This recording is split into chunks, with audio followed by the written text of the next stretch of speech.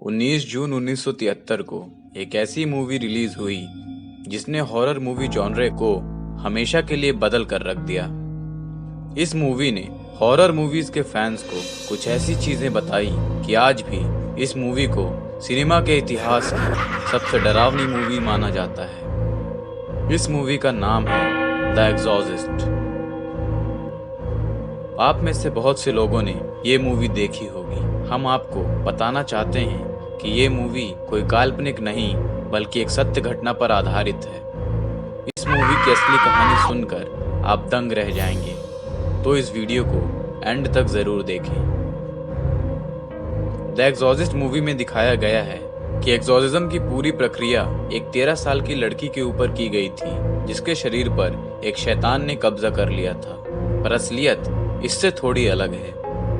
असल में ये पूरी घटना रोलैंड डो नाम के एक लड़के के साथ घटी थी, जिसके कैरेक्टर को इस मूवी में एक लड़की के रूप में दिखाया गया है। रोलैंड का जन्म 1936 में अमेरिका के मैरीलैंड में कॉटेज सिटी नाम की जगह पर एक जर्मन क्रिश्चियन परिवार में हुआ था। रोलैंड इकलौता लड़का था और इसी वजह से सब उसे बहुत प्यार करते थे। रोलैंड स्वभाव से शांत था और अपना ज्यादातर समय बुक्स पढ़ने में बिताता था। रोलैंड के ज्यादा दोस्त नहीं थे और वो अपनी बुआ से सबसे ज्यादा क्लोज था। उसकी बुआ का नाम हैरियट था। रोलैंड अपना ज्यादातर समय हैरियट के साथ ही बिताता था। आंट हैरियट एक स्पिरिचुअलिस्ट थी और भूत प्रेत और आत्माओं से बात करती थी। एक दिन रोलैंड के बहुत जिद करने पर हैरियट ने उसे ओइजा बोर्ड के बारे में बताया, जिसे वीजी बोर्ड भी कहते हैं। जिन लोगों को ओइजा बोर्ड के बारे में नहीं पता, तो हम बताना चाहते हैं कि एक गेम बोर्ड होता है जिसके थ्रू लोग आत्माओं से बात कर सकते हैं। लेकिन ये बोर्ड इतना खतरनाक होता है कि कई बार इसे इस्तेमाल करने वाले लोगों के साथ बहुत बुरी और रहस्यमय घटनाएं होती हैं और कई लोगों की तो मौत भी हो जाती है। आप इसके बारे में और जानने के लिए इस टॉपिक पर बनाया गया हमारा वीडियो देख सकते हैं, जिसका लिंक डिस्क्रिप्शन में मिल जाएगा। हैरियट और रोलैंड ने मिलकर इस बोर्ड का इस्तेमाल किया और आत्माओं से बात करने की कोशिश की। इस बोर्ड को इस्तेमाल करने के कुछ ही दिनों बाद रोलैंड के साथ अजीब घटनाएं होना शुरू हो गई। उसे बुरे सपने आते थे और ऐसा महसूस होने लगा मानो कोई हर समय उसके आसपास घूम रहा है। उसके परिवार वालों को लगा कि वो ये सब बातें अपने मन से बनाकर बोल रहा है और थोड़े दिनों बाद ये घटनाएं होना बंद भी हो गई। पर इसके कुछ ही दिनों बाद रोलैंड की बुआ हैरियट की रहस्यमय परिस्थितियों में मौत हो गई। हैरियट की मौत का कारण कभी पता नहीं चला। उसे ना कोई बीमारी थी और ना ही उसकी उम्र ज्यादा थी। हैरियट की मौत एक रहस्य बनकर रह गई। हैरियट की मौत से सबसे ज्यादा सदमा रोलैंड को लगा, जो अपने आप को बिल्कुल अकेला महसूस करने लगा और गुमसुम रहने लगा। और इसी दौरान उसने कुछ ऐसा किया जो उसकी जिंदगी हमेशा के लिए बदल देने वाला था। रोलैंड ने अपनी बुआ हैरियट से बात करने के लिए ओइजा बोर्ड का इस्तेमाल करने का डिसाइड किया। ओइजा बोर्ड के रूल्स के मुताबिक इस गेम को कभी अकेले नहीं खेलना चाहिए, क्योंकि ऐसा करने पर इस दुनिया और शैतानों की दुनिया के बीच एक पोर्टल खुल जाता है, जिसके द्वारा शैतान इस दुनिया में आ सकता है और उस अकेले इंसान को नुकसान पहुंचा सकता है और कई बार तो उसकी जान भी ले सकता है। जिस रात रोलैंड ने ओइजा बोर्ड का इस्तेमाल किया, उस रात कुछ नहीं हुआ और ना ही वो अपनी बुआ हैरियट से बात कर पाया।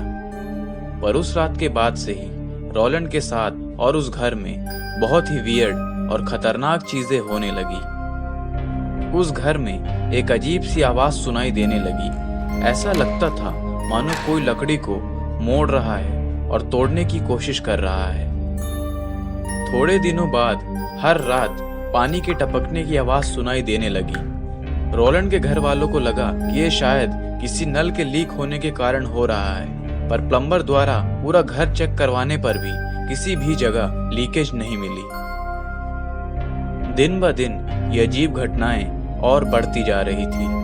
अब हर रात सूरज ढलने के बाद किसी के फुटस्टेप्स की आवाज सुनाई देने लगी। ऐसा लगता था कि घर में कोई इंसान भारी जूते पहनकर चल रहा है, पर उस जगह चेक करने पर वहां कोई नहीं मिलता था।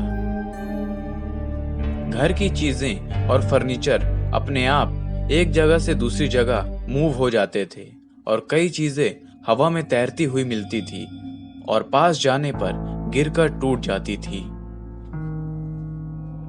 एक रात होली वाटर से भरा एक कंटेनर गिरकर अपने आप ही टूट गया और उसी रात के बाद से रोलैंड की तबीयत खराब होना शुरू हो गई।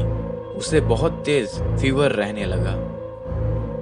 उसके कुछ दिनों बाद घर वालों ने देखा कि दीवार पर लगी एक होली पिक्चर जोर जोर से हिल रही थी, मानो कोई उसे पीछे से धक्का दे रहा हो। और इसके साथ ही रोलैंड की हालत और बिगड़ती चली गई। हैरियट की मौत के ठीक 1 महीने बाद रोलैंड के शरीर पर चोट के निशान आने लगे।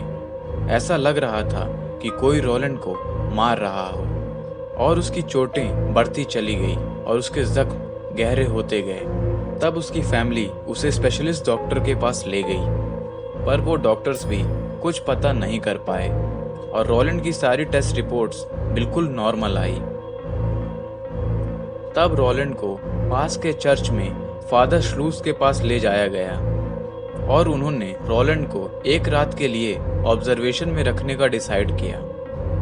ऑब्जर्वेशन वाली रात को फादर श्लूस ने देखा कि रोलैंड के बेड के पास से वाइब्रेशन सुनाई दे रही है और उसकी रूम की दीवारों पर किसी के नाखूनों से स्क्रैचिंग की आवाज भी आ रही थी और पास में ही रखी एक आर्म चेयर अपने आप पलट गई और बेड शीट्स अपने आप हवा में उड़ने लगी।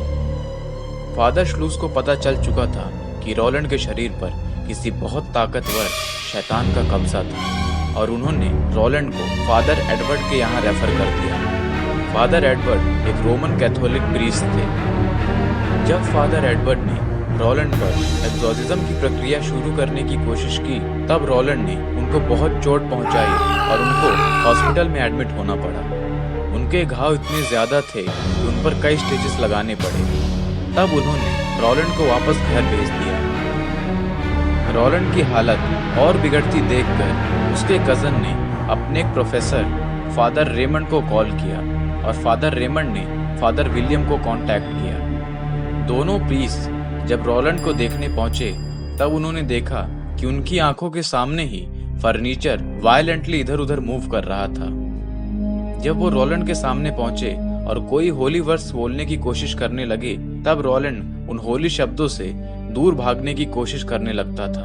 उन्होंने फिर कुछ और होली वर्ड्स बोले, जिससे रोलैंड चीखने और चिल्लाने लगा और एक शैतान की भारी आवाज में कुछ बोलने लगा।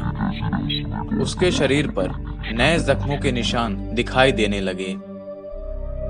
इस घटना के बाद फादर विलियम ने रोलैंड का एक्सोर्सिज्म करने का फैसला किया और आर्क बिशप से ऐसा करने की परमिशन ले ली।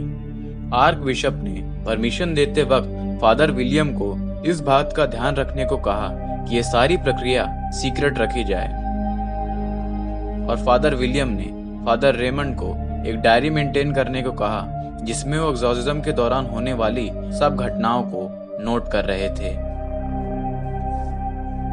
जब उन्होंने रोलैंड का एक्सोर्सिज्म शुरू किया, तब उन्हें बहुत परेशानियों का सामना करना पड़ा। रोलैंड कई बार दोनों प्रीस्ट को धक्का देता था। वो धक्का इतनी पावर से देता था मानो किसी बीस्ट ने धक्का दिया हो, जबकि रोलैंड महज एक बच्चा था। कुछ दिनों तक एक्सोर्सिज्म के बाद एक समय ऐसा लगा कि रोलैंड बिल्कुल ठीक हो गया था। वो एकदम नॉर्मल बिहेव करने लगा और उसके शरीर के सभी निशान गायब हो गए। ये देखकर दोनों प्रीस्ट को लगा कि एक्सोर्सिज्म की प्रक्रिया सफल हो गई है और वो वापस चले गए। पर कुछ ही दिनों बाद एक रात करीब 3 बजे रोलैंड के शरीर पर वापस से वो चोट के निशान दिखाई देने लगे। इसका मतलब था शैतान ने वापस उस पर कब्जा कर लिया था। प्रीस्ट के मुताबिक उस शैतान ने एक्सोर्सिज्म की प्रक्रिया को रोकने के लिए रोलैंड को ठीक होने देने का दिखावा किया था। दोनों प्रीस्ट वापस आए और एक्सोर्सिज्म की प्रक्रिया दोबारा शुरू की। इस बार शैतान की ताकत बहुत बढ़ गई थी और वो प्रीस्ट के साथ साथ रोलैंड को भी नुकसान पहुंचाने लगा। एग्जॉर्सिज्म के दौरान रोलैंड के शरीर पर ईविल और हेल जैसे शब्द लिख जाते थे और उन घावों से खून बहता रहता था। उसी दौरान एक दिन रोलैंड ने दूसरे प्रीस्ट जिनका नाम वॉल्टर था उन पर हमला कर दिया और उनके नाक पर गहरी चोटें आई। ये सिलसिला कई हफ्तों तक चलता रहा।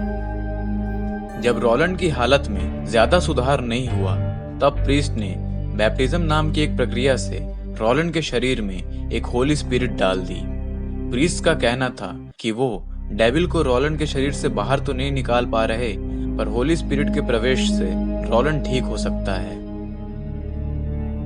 उसके बाद फिर से एग्जॉर्सिज्म की प्रक्रिया को करीब 30 बार दोहराया गया और आखिरकार रोलैंड को उस शैतान से छुटकारा मिल ही गया। कहा जाता है कि रोलैंड के शरीर में डाली गई होली स्पिरिट ने उस शैतान को हरा दिया था और उसे रोलैंड के शरीर को छोड़ने पर मजबूर कर दिया था, और इसी कारण वो शैतान रोलैंड के शरीर को छोड़कर हमेशा के लिए चला गया। उस दिन के बाद से रोलैंड को कभी वो एक्सपीरियंस नहीं झेलना पड़ा और वो नॉर्मली अपनी लाइफ जीने लगा और कई सालों बाद उसकी शादी भी हो गई। इस पूरे प्रोसेस को करीब 9 प्रीस्ट और 40 चर्च ऑफिशियल ने विटनेस किया था और चर्च रिकॉर्ड्स के लिए पेपर पर साइन किया था।